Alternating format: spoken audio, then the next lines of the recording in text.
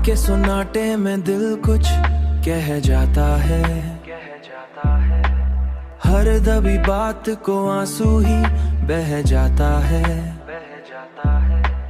हमने चाहा था कि छुप जाए ये दुख सीने में,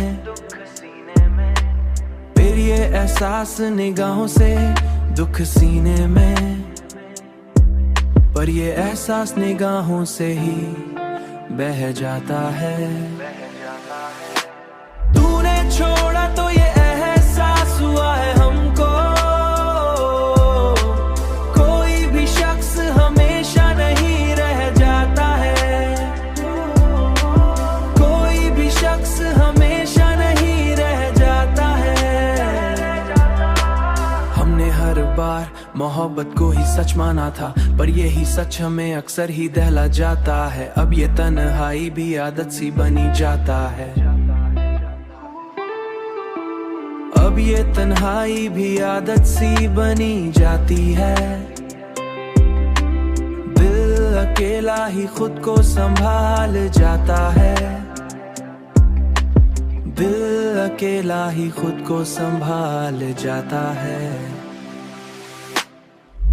छोड़ा तो ये एहसास हुआ है हमको, कोई भी शख्स हमेशा नहीं रह जाता है, कोई भी शख्स हमेशा नहीं रह जाता है। हमने चाहा कि सुकून आए कभी दिल को, मगर सुकून आए ये दिल हर बार तेरी याद में खो जाता है।